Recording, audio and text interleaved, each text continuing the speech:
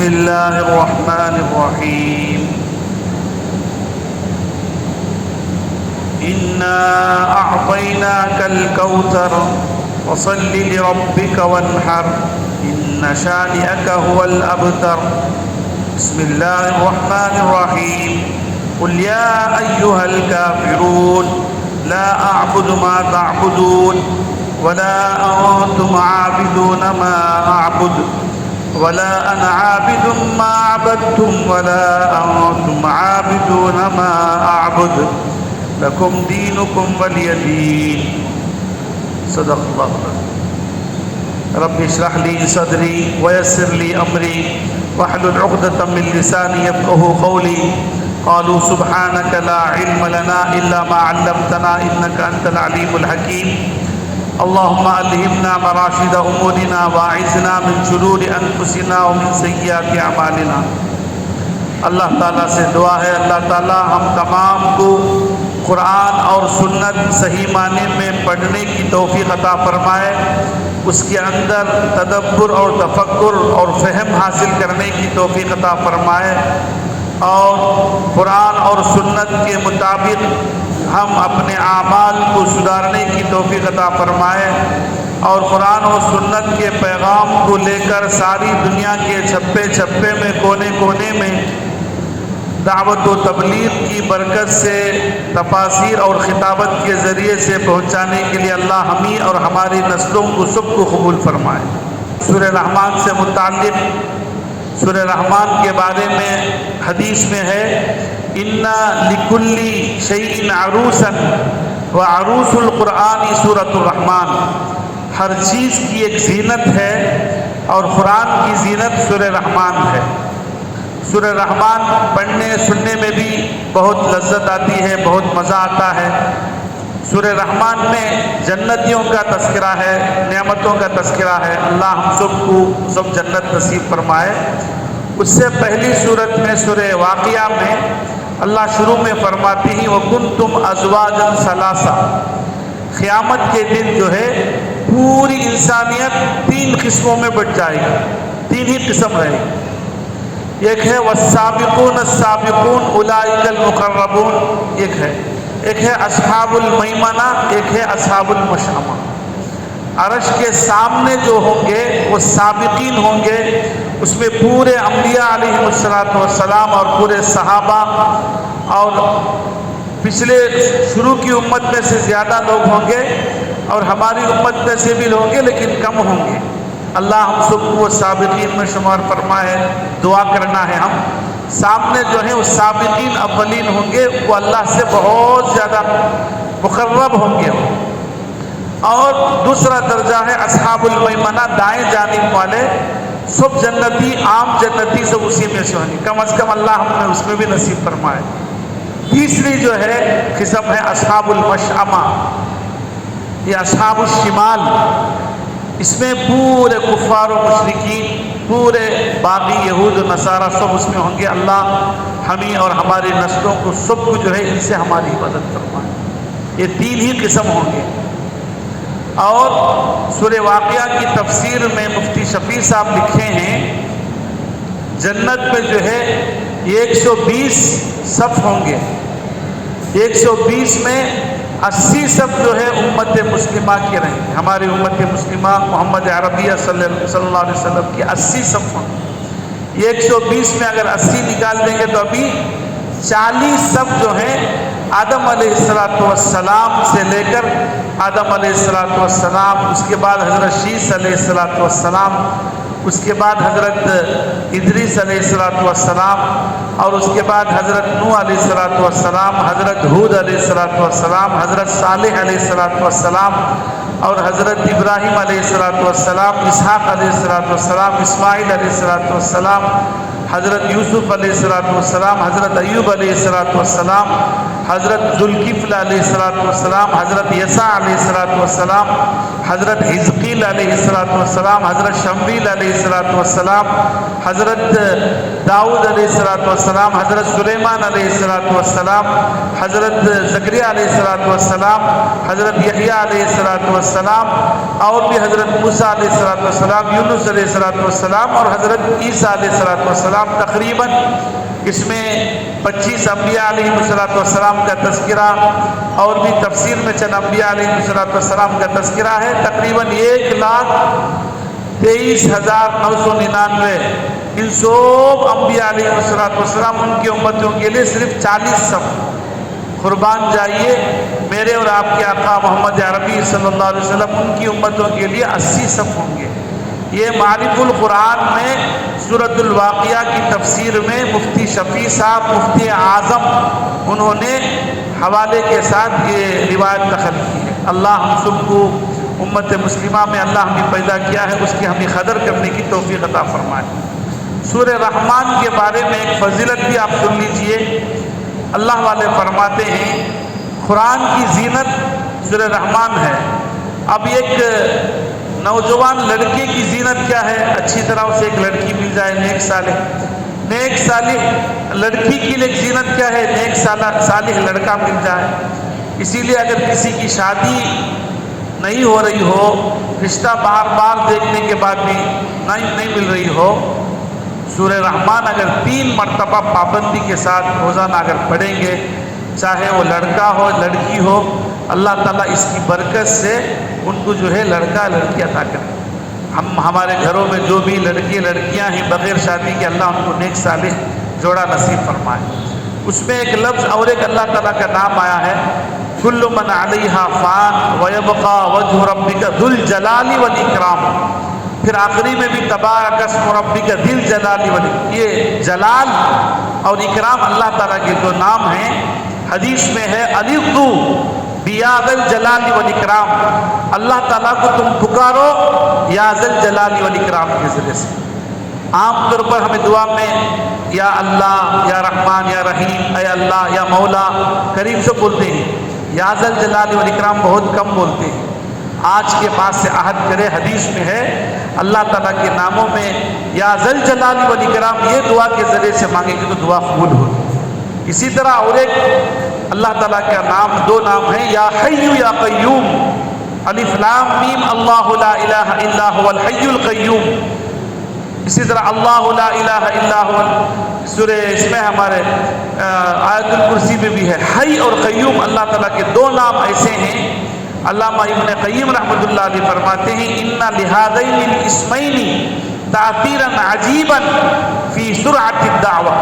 دعا کی قبول ہونے میں یہ 2 نام کی بہت زیادہ اثر ہے. یا حی یا قیوم ہم دعا مانگنا ہے.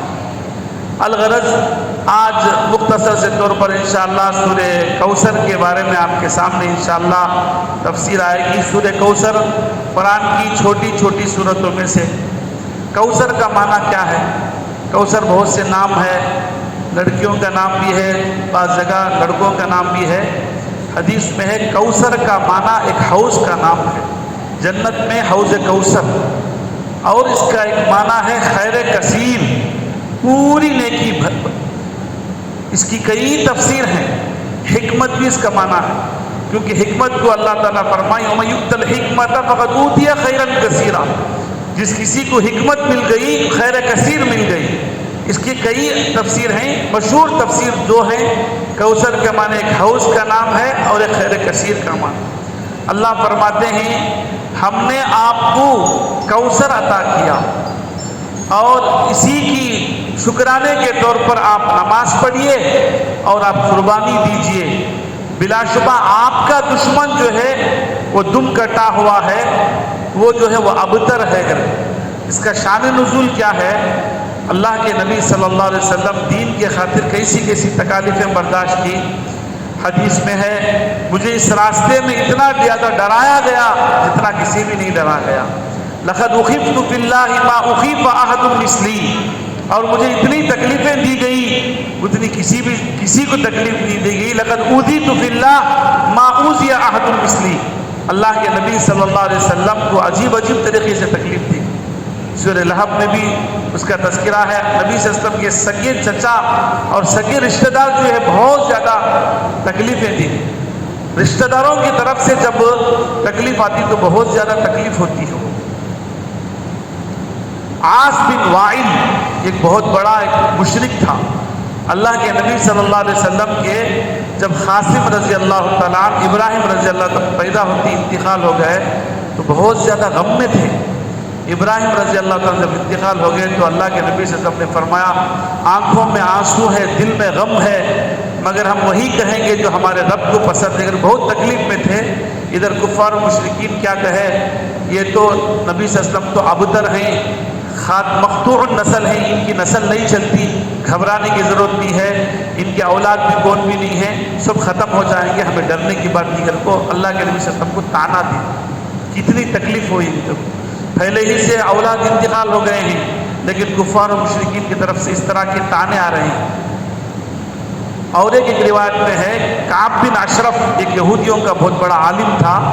مدینے سے مکے کو آیا تو قریش پورے آ کر بولے ایک نوجوان جو ہے نبی سے ہم جو ہے یہ کہتا اللہ کے بارے میں وہ بلاتا ہے، حالانکہ ہم جو ہے کعبۃ اللہ کے ہم محافظ ہیں، کعبہ حجاجوں کو ہم پانی پلاتے ہیں، ہم اچھے ہیں وہ اچھے ہیں، وہ ہمارے سے زیادہ وہ اچھا کہتا ہے.